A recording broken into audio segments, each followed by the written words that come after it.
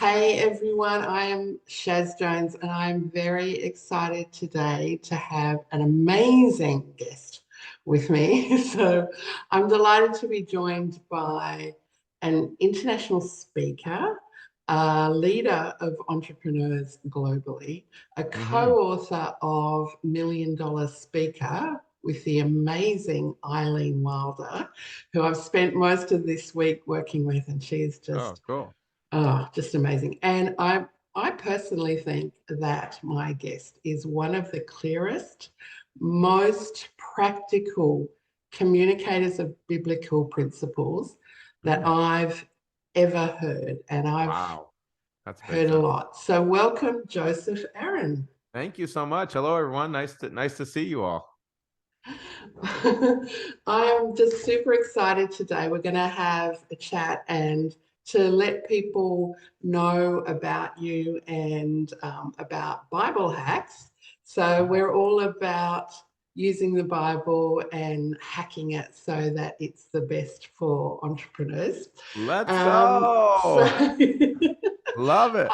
I know, I love it. And so that's why when I met you and Eileen and Myron and all the people we've worked with this week, it's just been like coming home for me. So, So weird. I didn't even realize the Bible talked about money or success. It probably just I'm being so bad. facetious for those of you who are listening and can't see. So We're going to talk about all of that today. I let's wanted do it. to start though with talking about you. So just put you in the spotlight Oh for boy. a minute or so. Uh-huh. Maybe we can start the interview with a quick comment about your two names, Joseph and Aaron, Hmm. um, in a biblical context. What do you Yes. think of when you hear Joseph and Aaron? One of the best pieces of advice I ever received from someone who I admired and was a really great parent. The best piece of advice I heard was to tell your kids who they are. And one of the ways you Wow. do that is with their name. And so my name is very Powerful. meaningful to me. The name Joseph, of course, you all know the story of Joseph from the book of Genesis, and it means he will be fruitful, he will multiply, right? And he lived that name out. And so that is definitely like a part of my story and my identity. And then the second name is Aaron. And if you remember the story of Moses and Aaron, Moses felt he was incapable of speaking, and so God gave him Aaron. He said he's a good speaker, right? And the Yes, name Aaron in Hebrew means he will bring light, he will bring clarity. So it's a teacher and communicator, and so that's he will exactly what multiply. you do. He will multiply. He will bring light. Yeah, that's what I do. So. Wow. That's so powerful, Joe. Wow. When I hear Joseph, I kind of think of entrepreneurs.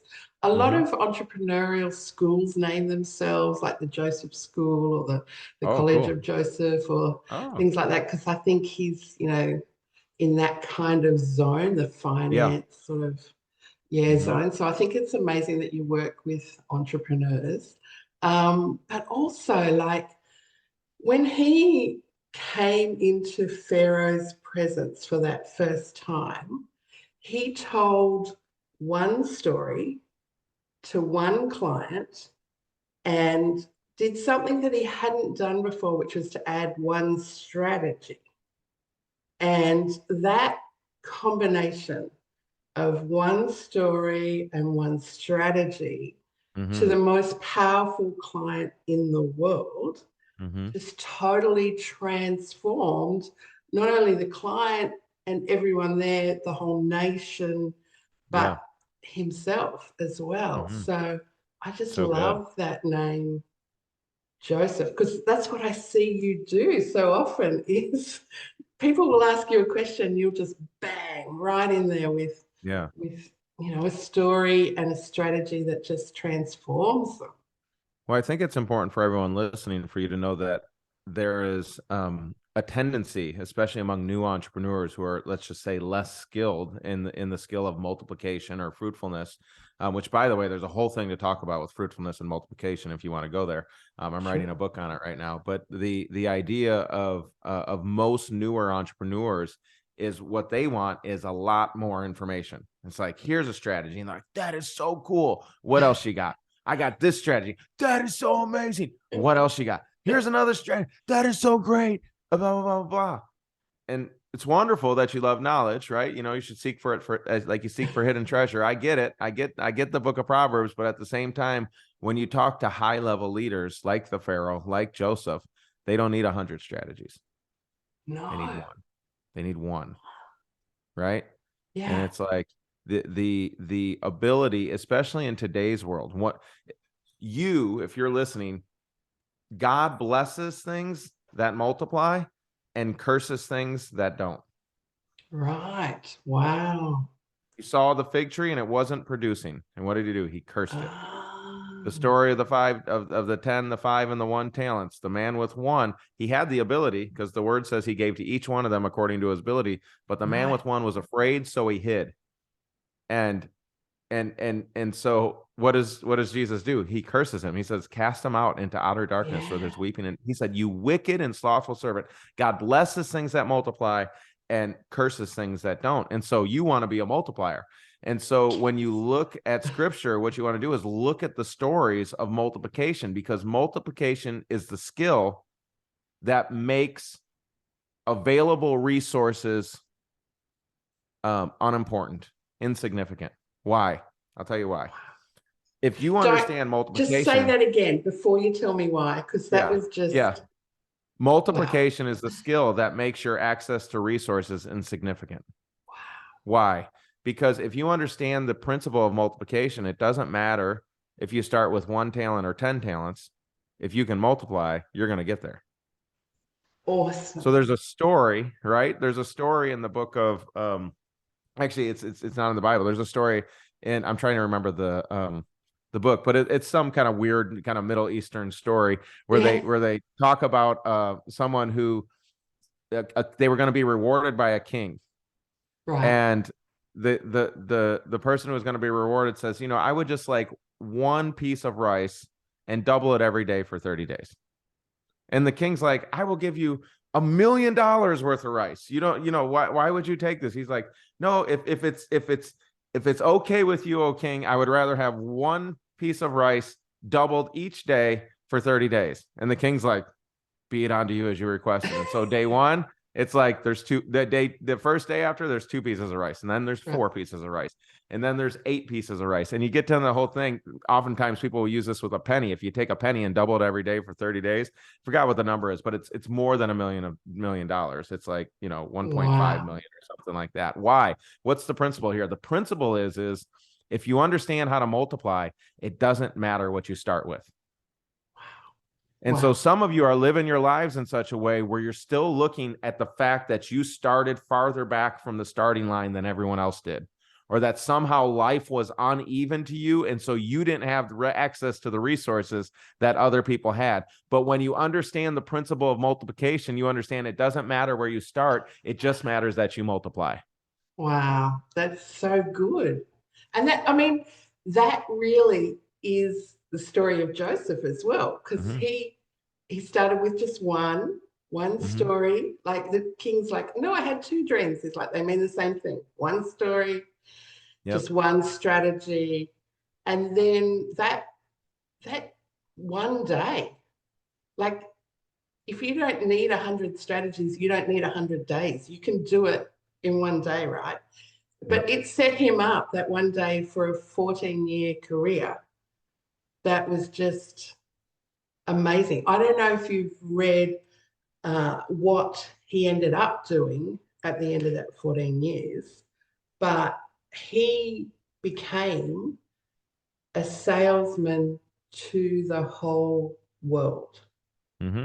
He's the first scriptural global salesman.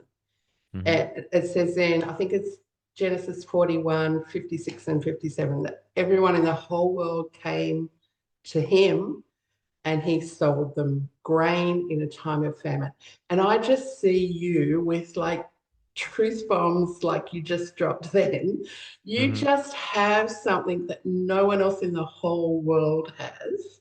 And you have a way of communicating it and clarifying it in such a way that it brings a sales message, because what is sales to you? Because you obviously think about sales differently to most people, because you do it in a way that literally is like Joseph. You're the only one in the world who's got this stuff, and everyone's coming to you. So what does sales mean to you? Yeah, so I think the best way to understand sales is to understand, why would God even have money in the world? Like, why? Like, if you've ever imagined and you asked yourself the question, and this is what I had to go through, because I went broke and homeless 3 times trying to fulfill what I know was God's vision for my life in that season. And I tried to do it, and I had great success at multiplying people, but I was incapable of multiplying money. And so because the money couldn't keep up with the people, the movement ultimately folded. And I didn't think that was fair. I got very angry at God. I thought, how can something as stupid as cash hold me back from the mission that you've called me to do? That doesn't make any sense. And I went through a period of deep depression and anger and frustration against God for several years as I worked through it. And so when we moved to Florida, I had to make a decision. Do I want to make a difference in the world or not? Because that's what I was trying to do. I was trying to do something good and make a difference. Yeah. But I was mad because God didn't help me. I mean, he did help me. There were several things that he did. There were several miracles. There were all kinds of cool things. But at the end of the day, when I needed the cash to fall from the sky to make the vision real, it failed. And we lost the building we were serving the mission through. We lost the movement completely. And it was terrible. Yeah. So I'm like, why would God allow something as stupid as money? This was my dilemma, right? Why would God allow something as stupid as money to hold back meaningful and effective missions? How many of you listening right now know you would make a bigger difference if you had more money? What a great question, Yeah, right? yeah. And it's like, okay, so if that's the case, why not just have a world, no money, everything's free, everything's free. So it's like, there is no ownership. It's just like, hey, if you want it, it's yours. Everything's is everyone's. Like, what kind of world would that be?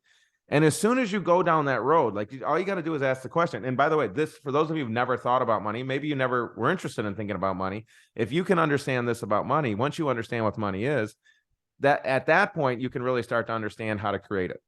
Tell us. It ain't even real. You guys get that, right? Money ain't even real. I'll prove that in a second. But it's like, because your question is about sales, but I'm going to show you money and then you'll see sales. It's very obvious from that point.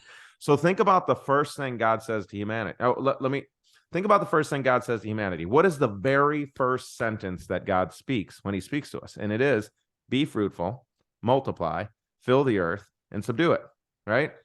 Now, fruitfulness throughout the scriptures is attached to more than just childbearing.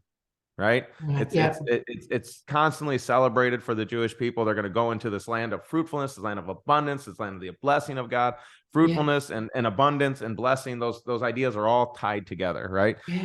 And so fruitfulness is about, when you think, okay, I need to be fruitful, what he's really saying in the most basic sense would be, yes, produce children.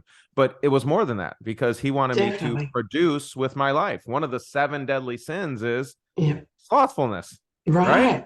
Right? Because it's like, he wants me to be a producer. Why? Because I'm made in his image. And if I'm made to be like him, right? If I'm made in his likeness, the one thing we know about him in Genesis chapter 1, okay, pause. Let me just say this sentence. The first thing God told you about you is that you were made to be like him. Wow. And so when you realize that, then you're like, well, what is he like that I'm supposed to somehow mirror or exemplify? There's only one thing you know about God in Genesis chapter 1. And that's the thing that he told you in the first verse. In the beginning, God created. God is creator. And it's like, so if he made you to be like him, he made you to create. And in case you missed it, in the very first verse that he ever talks to man to tell him who he is and what he's supposed to be doing, he tells them, he starts with, be fruitful. Produce some stuff with your life. Create some stuff with your life. God isn't done with the world. And that's evidenced, by the way, in Genesis chapter 2, when they go into the garden. When he puts man into the garden, he says he puts him in the garden to do what? To dress it and to keep it. Yeah. So if I got to keep it, that means there's going to be some things that try and destroy what God made that I'm supposed to defend and secure against. And if I'm going to dress it, that means I'm going to make it even better than it already is. I'm going to embellish upon the existing creation. And so God called you to make your world better. He called you to dress it, right? Make it look good, right? Do something good and produce something good with your life. Be fruitful. Yeah. I Okay. like when you look at the world that God created in Genesis 1, it says, and God created the heavens and the earth. And you think, oh, that must have been awesome. And then it's still like even part of the same sentences. And the earth was without form and Oh, it we don't was want to. Yeah. void and Mm-hmm. there was darkness covering the earth. Mm-hmm. So God created a world that needed world changes. Yeah. And that, like, you are such a world changer, Joe. Well, Like, I mean, you God you started all are. immediately. Everyone listening. He Everyone listening. started You're to made to change the change the world world. We're straight made to away. change Like, the world. Yeah. yeah, Somebody say, I was made for this. If you're listening right now, say, I was made for this, right? I was I was made to made make the for world this. better, right? So Yeah, let me continue on your sales answer. yeah, So then once you have that realization, you're like, okay, so I should be producing something of value in the world that makes the world better. So you started thinking something as simple as, if you want to talk about fruitfulness, let's stick with the metaphor. What if I was making apples, right? And it's like, I produce apples, and it's like, I'm a apple orchard farmer. Well, okay, if you're the producer of apples, right? Let's just say I'm the tree, for example, and I'm producing apples. Um, Everything I produce is dependent on my own efforts as the tree. And so I do whatever I do to produce. I just got to be an apple tree, and whatever apple trees do, you don't see them moving, but under the earth, there's all kinds of things. There's stuff happening, and then up through the limbs to the leaves, and then finally fruit is produced, right? Whatever happens there, I don't know, but ultimately apples get produced. Now imagine this. Imagine I'm an apple farmer, because I want to tell you what money is. Remember, this is where we're going. okay, yeah, Well, I produce apples, and God made me to make the world better. So we got that clear. And it's like, okay, so I'm here to make the world better, but I produce apples. Do I need other stuff besides apples? Like, I need food and shelter, right? So I need a house or something like it. So let's say I wanted a house. Well, apples don't make houses. no, So I need like bricks and doorknobs and lights, right? I need other yeah, things, right? yeah, So I'm like, huh. Now imagine this, that God in his infinite wisdom recognized this and cleared it up for us immediately. Imagine if I had to make everything that I wanted or needed. I had to wow, personally produce it. And I'll just give you a very simple example, and it's literally insane just to think about it. It's like, what if I needed a pen? Well, that should be pretty simple, right? It's like, well, this pen's made of plastic, so I need to know how to make plastic. I don't know how to make plastic, but I know there's some oil involved in it, so I'm going yeah, to need there some is, oil. But I yeah, don't know how to find oil, so I got to figure that out, and I'm going to figure it out. But then even if I figure that out, I'm going to need like drilling equipment to get to the oil to make the pen. this But I is don't too know how. hard. Right? Yeah, there's so like it gets it, like if I kept going down the road, I could spend 10 minutes, and you all of a sudden there's all this stuff you need in order Yeah, to have the blessing of the world that includes a pen. Okay? Right? And so God in his infinite wisdom recognized, if I can create creators yeah, who will obey me and create, they will produce value in the world, but they won't produce all the value in the world. no, Because I produce apples, but you may produce bricks, and I need apples. Excuse me, I need bricks. I already have apples, yeah, right? And so I'm going to go to you now. So this is the way the world works. I'm going to go to you, and I'm like, hey, I would love to have some bricks for my house. And you're like, I would love to have some apples because I like apple pie. And I'm yeah. like, cool. I'm like, how many bricks can I get for 200 apples? And you go, Joe, I can't eat 200 apples. Are you crazy? Like, they'll rot before I get to them. I don't want 200 apples. I'll take 10 apples, but I ain't taking 200 apples. And I'm like, yeah, but I need a lot of bricks. How many apples for a brick? And you're like, 5. And I'm like, so you'll give me 2 bricks and I'll give you 10. And you're like, yeah. And I'm like, but I need more. What do you You need? do need more. Yeah. And you'll go, well, I need a wheelbarrow.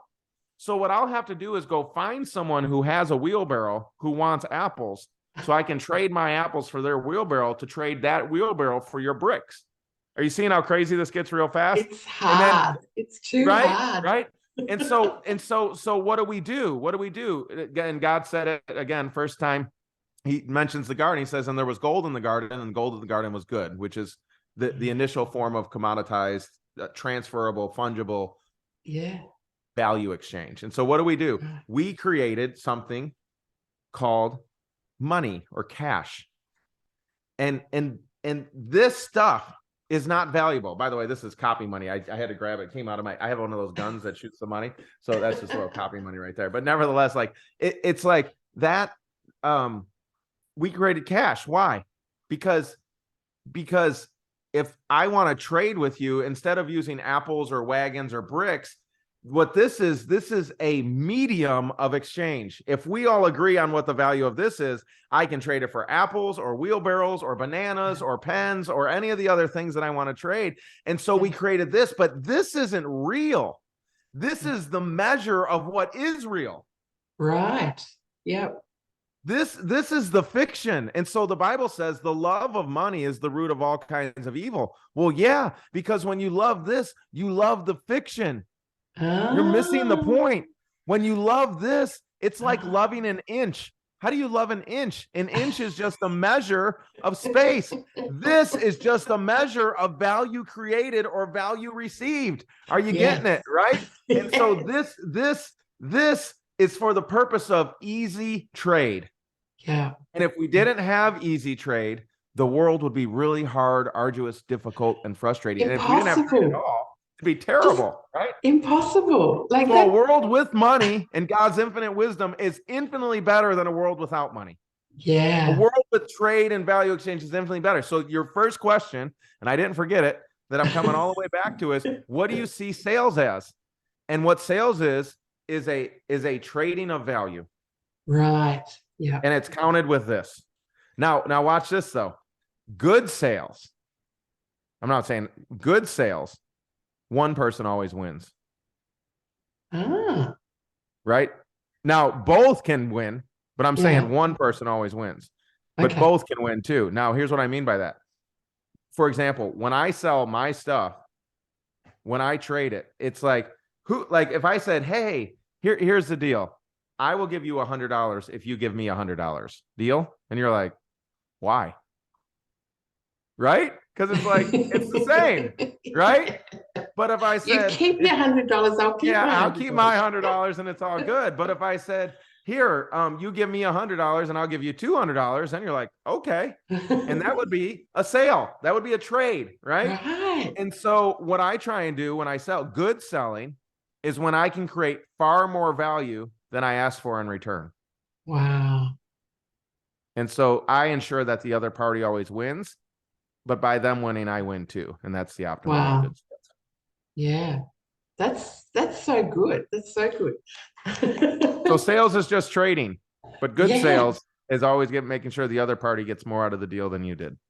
And like the way you describe it, it's sales is preventing us, it's protecting us from a world where everything just seems impossible, where everything is so hard. And like that's what I see Aaron doing. So I don't know if you've ever had this situation, Joseph, Aaron, but when God calls Moses and he says, I've got these amazing things for you to do. You're going to be a world changer.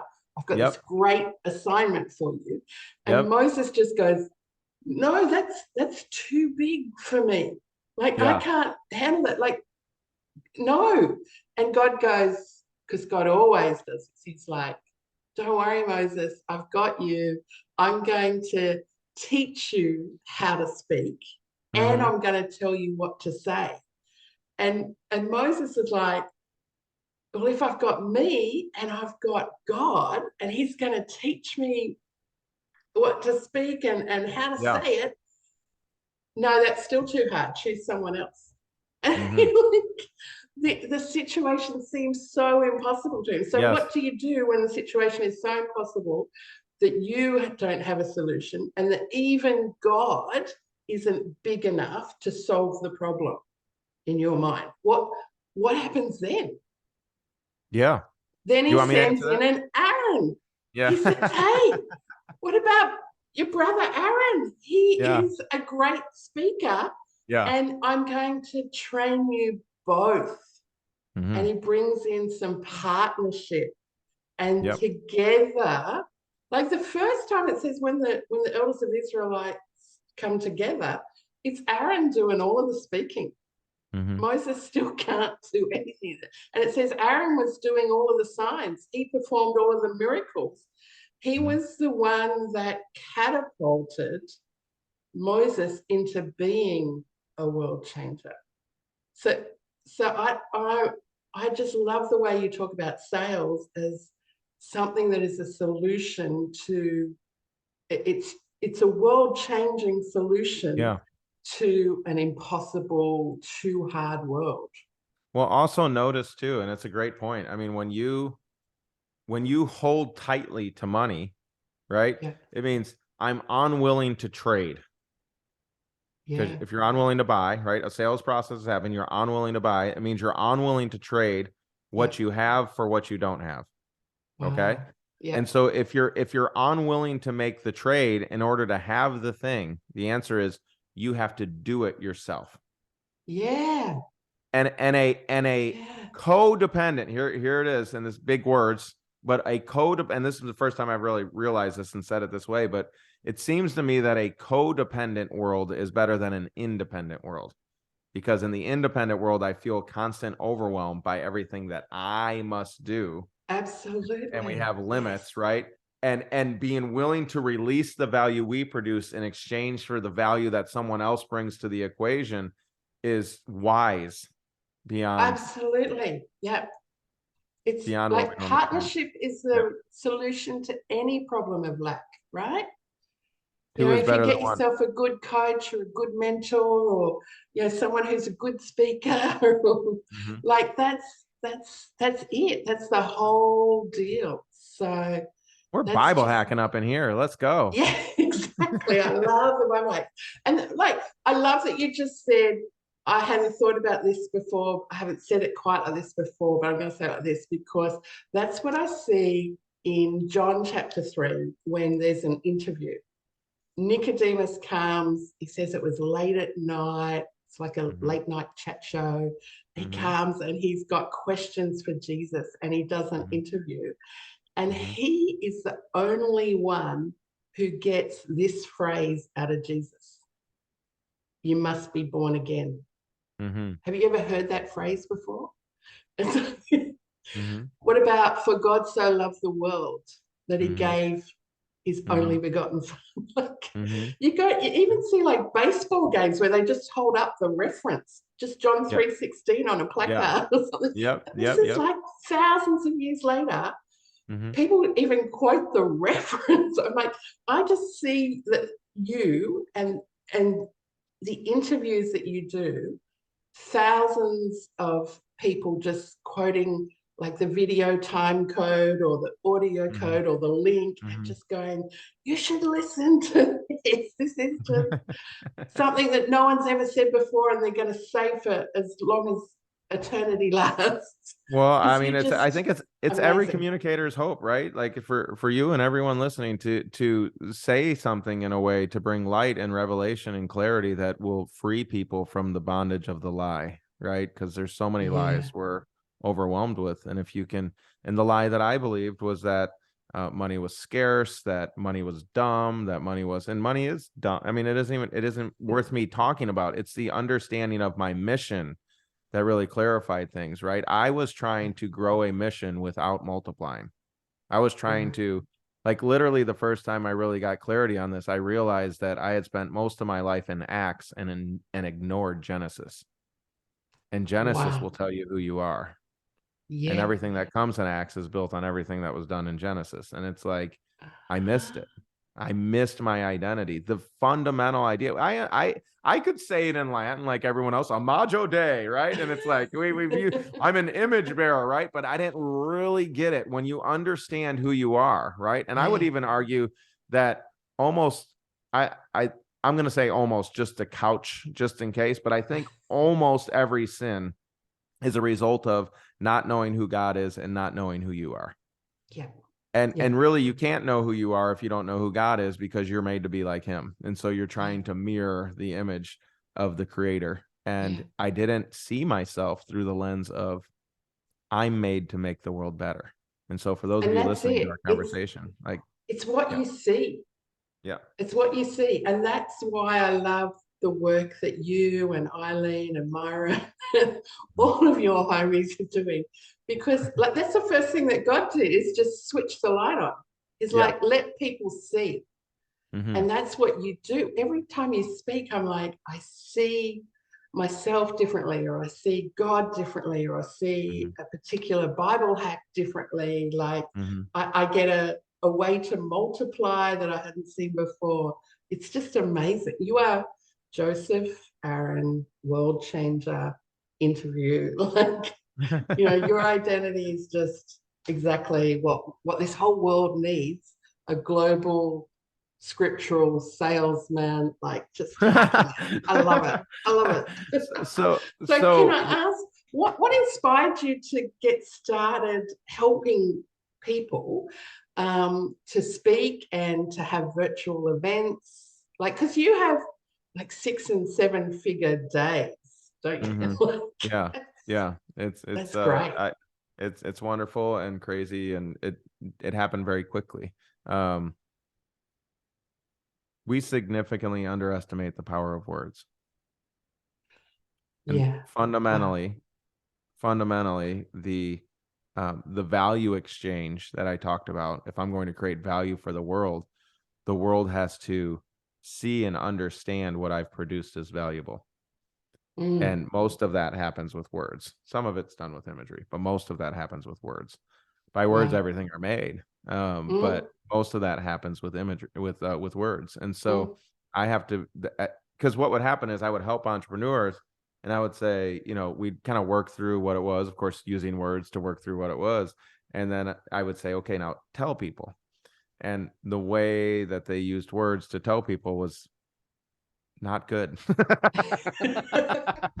It was like watching a train wreck happen right in front of me. And I'm like, why did you say it like that? And so I got very interested because I was trying to help. And it's an interesting point that many times you'll acquire the skill or the valuable thing in service of another. Right. And so mm. it was in service of trying to help the entrepreneurs do the thing that I realized that like there would be this problem, and then there would be this problem, and then there'd be this problem. And when I kept coming back to the root of all problems, the root of all problems became either thinking, right? Imagination, the logos, the thought or plan as it exists in the mind of God, or it's the spoken, right? Word. And Right. that's what it fundamentally always come back to. So I was like, Mm, okay, so I need to figure out how to help them use words. And to use words well, you need to think well. And so the mm. thinking and the words started coming together. And what we did is Eileen and I started studying, and we're like, oh, well, here's a speaker who has very good things that they're thinking about, right? But no one's listening to them. And when they do, Mm. they fall asleep. And here's a speaker who's saying very good things, but they're just fun, and they're not nearly as like revelatory or powerful as these words, but yet everyone's like, oh God. And we're like, what is the difference? And the difference was their methodology of presentation, the way that they laid things out. And Right. so there is an art and a science to speaking Mm. that will drastically impact the ability of people to see the value of your words. And Yeah. so after studying it and finding the frameworks, we're like, oh my gosh. So we started helping our students do it. And all of a sudden, things that weren't selling before were suddenly selling. This isn't a script. That's not what I'm talking about. Like it No. wasn't because of scripting. It was aligned thinking in the right direction with the right frameworks of introducing concepts using words. Yeah. That I know that I went a little deep there. So let me say it again. It's like if you start with words and you just give someone a script, they don't know how to think about it. They just know how to say the words. Yeah. Yeah. But when you learn how to think about how to say it, or Yeah. think about the order in which it's best communicated for the other person to receive it as what it is, Yeah. there's frameworks for that. And when we started Yeah. studying the greatest communicators in the world, we realized there's a framework for how to say it. And you learned about it in the challenge. I And we call did. it the BITS framework, right? And it's like Yeah. that will allow you to communicate in a way that creates desire and belief. And if you have desire and Yeah. belief from your words, people will follow and take the next step with you. And it's it's others focused, which is Yeah. so kingdom, right? Because Mm-hmm. it turns any conversation, like the way you just said it then, if you were writing like John was writing, Mm-hmm. you would say in the beginning was the imagination and the conversation. And the imagination and the conversation was with God, Yep. and the imagination and the conversation was God. Mm-hmm. Like, Mm-hmm. you, Yeah. what you actually do is you give them God in the form of imagination, the thinking, Mm-hmm. and the conversation, the speaking. Yeah, or at least the words of God, or a reflection of who God is and what He's trying to show us who we are, right? Yeah. And it's yeah, yeah. So good. I just love that there's even a group called Bible Hacks. I think that's so cool. For those of you listening, you guys are cool. We are. If you knew us, Yeah, you'd know that's right. yeah, yeah. So you have this like bits framework, um, but what might hold people back? What do you think holds people back from actually stepping into the process that you help them with? What would stop them from starting, I guess is the way. Yeah, I mean, it comes back to identity. Like, you don't know who you are. When you understand that you Right. were made to make the world better, then you have to ask yourself the question, how am I making the world better? Yeah. And am I operating as someone who lives in the understanding and truth that I am made in the image of God to create a better world? Or am I living under the understanding that I am under someone else's thumb and subject to their rule and subject to what they decided that they're going to pay me or something like that? And it's like, Yeah. that is a broken, imprisoned belief system, right? And Yeah. that's why Jesus is always pointing to belief, right? And it's belief in what? It's belief in the truth, right? And so we look Yeah.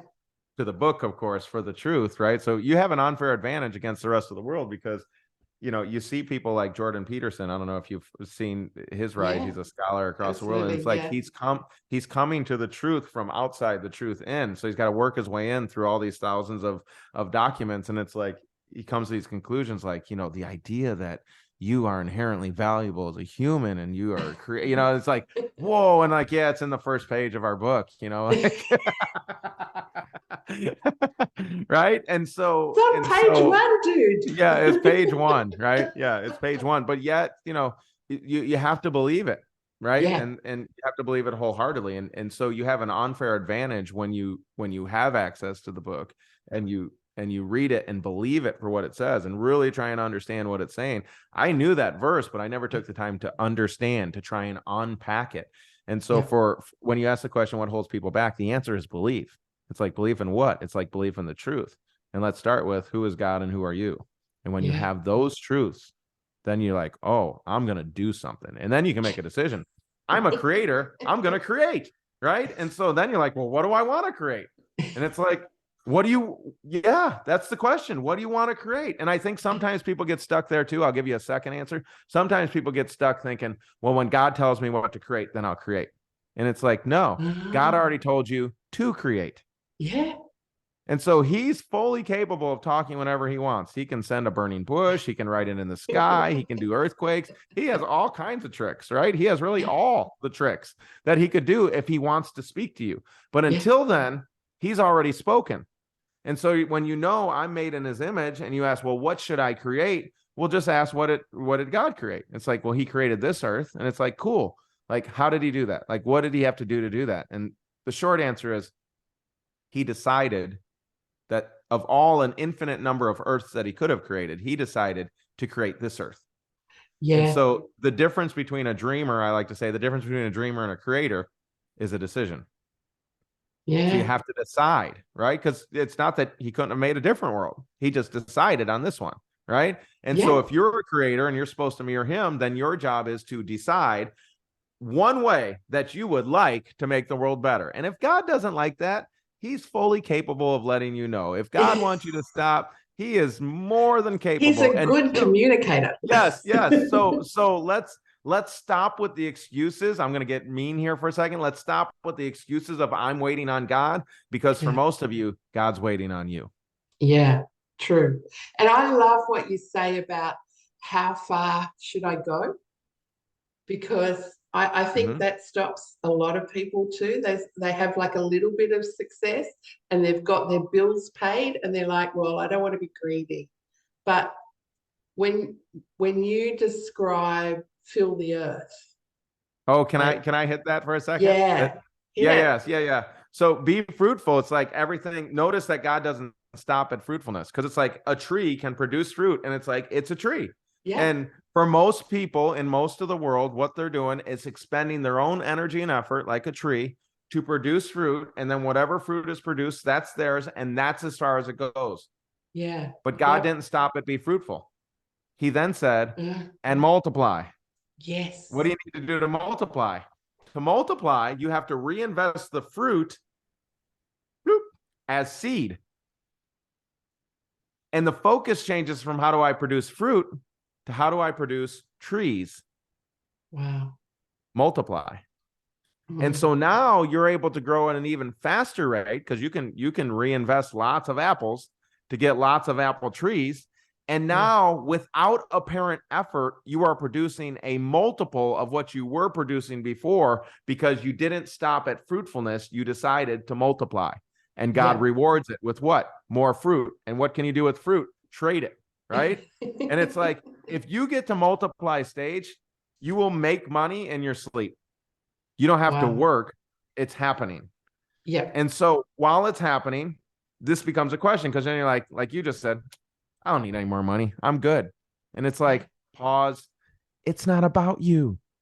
What? Isn't everything about me? It's not about you, right? Because God didn't stop and multiply. To your point, which was an excellent point, is like, when do I stop, God? Fill the earth. Yes. Go If global. you're producing, #global.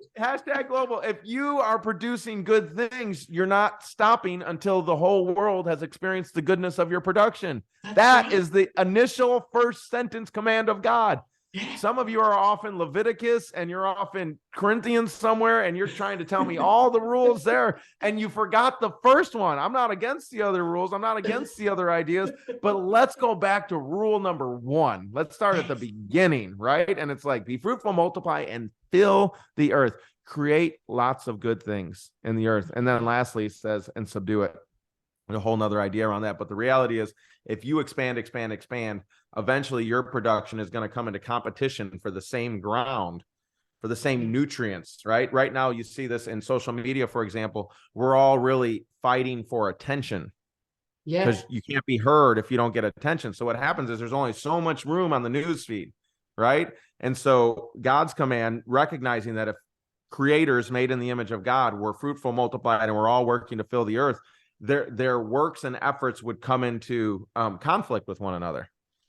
How many of you know there's evil messaging in the world? There's people who do not have a good message, messages that are destructive.